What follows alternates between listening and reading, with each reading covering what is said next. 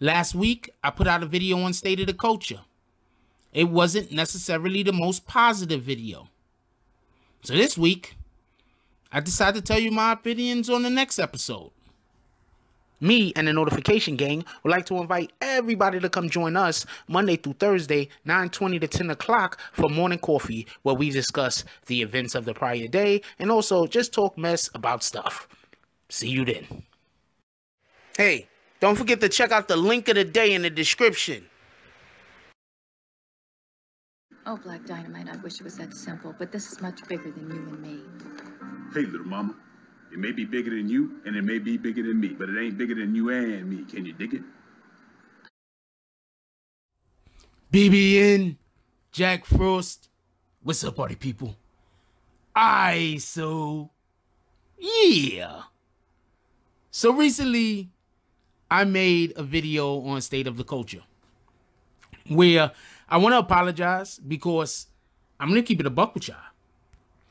I did so many takes of that shit that by the time I got to that take, I was like, no more. Because, you know, I don't do it with the script and shit, so I just got to keep going off of the top of the head over and over and over again.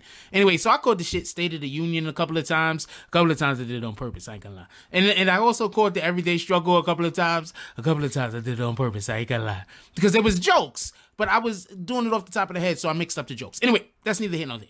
So, I just watched State of the Culture. I watched it yesterday, right? And I want to say a couple of things. One, the last video that I made on State of the Culture, this is probably going to be a weekly thing also, y'all. The last video that I made on State of the Culture, I basically spoke on how, you know, they might want to remove Scotty Beam. Not because I don't like Scotty Beam. Let's just get that straight. I don't know the woman. I don't have no hate for the woman.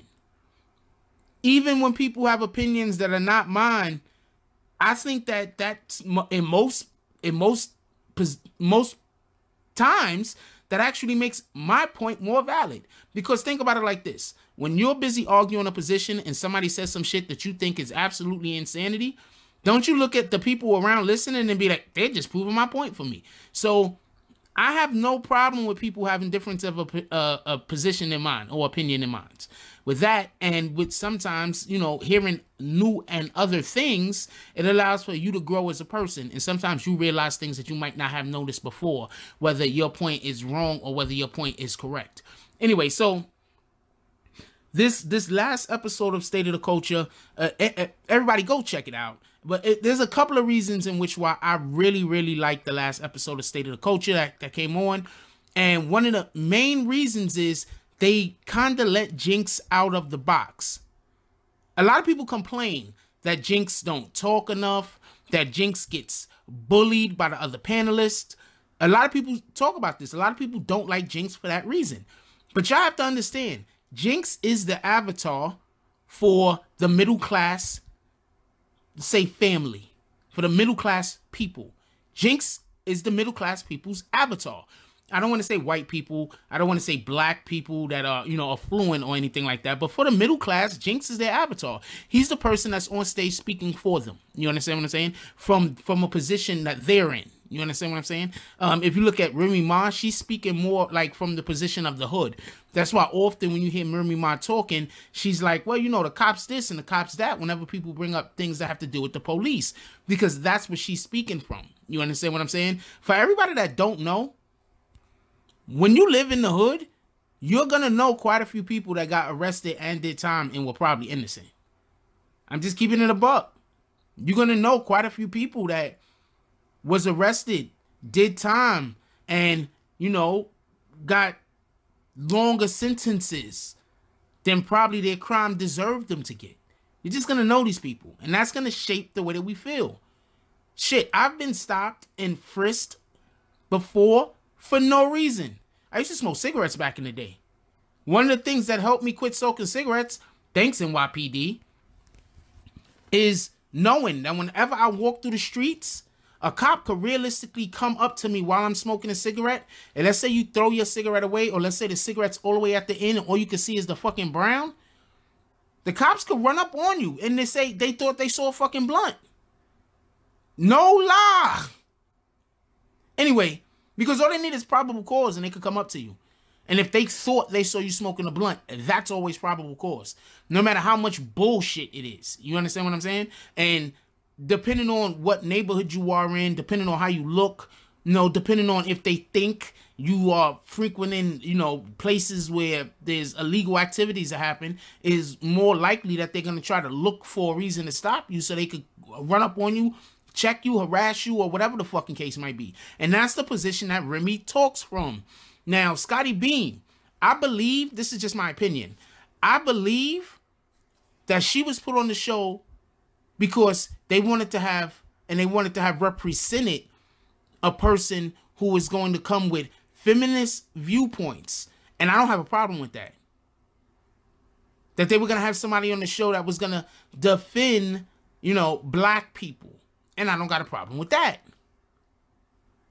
I think that if that's the position that they hired her for, that's what she needs to do.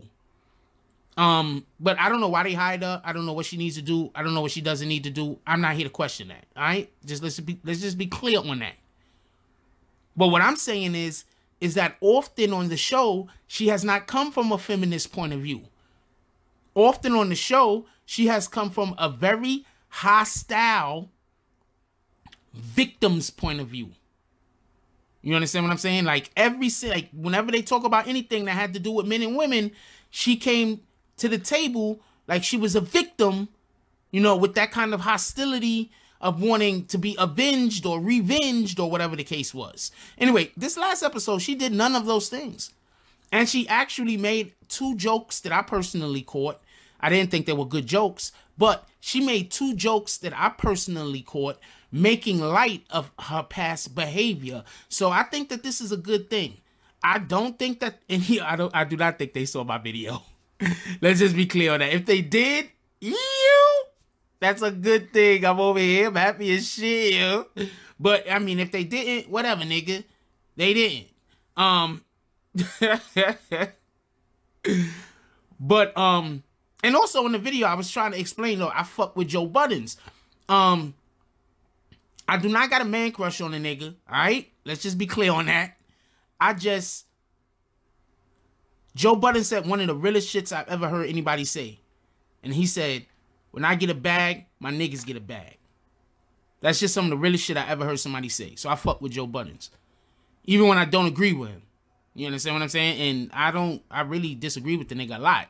But I fuck with him. You understand what I'm saying? When I get a bag, my niggas get a bag too? What kind of shit is that? That's some real nigga. That's some grown man shit, y'all. Anyway, last State of the Union, go watch it. They hit a lot of good points. This is just, I just wanted to put this video out there because I didn't want people to think that I was just bashing them the last time I spoke on this particular issue. And like I said in the previous video, somebody needed to talk to Scotty Beam. And it looked like they talked to Scotty Beam, or maybe she just decided that she's going to tone down, you know, whatever the hell was going on with her in the previous episodes. Jinx was the star of this latest episode. He shined. They put him in his wheelhouse. They had topics that he was going to just excel at. He knocked them shits out the park. Remy looked a little bit more laid back. She didn't really, you know, go hard. That's a good look though, because you know what I'm saying? That's a good look. You gotta allow other people to be able to live in the spotlight also. So that was a good look. But all in all, dope ass fucking State of the Culture. Go check it out. I don't really want to tell y'all about too much about what was going on in it. They talked about voting. They talked about a couple of other topics that are very, very important to, you know, really important to our culture and the things that we need to do. But Jinx was the standout performance. Scotty Beam did well also, and everybody else was, you know, it was good. This is by far my favorite episode. It didn't have the most fireworks. It didn't have the best topics. But it looked the cleanest. I don't know no other way to put that. It just looked real clean. Looked real professional.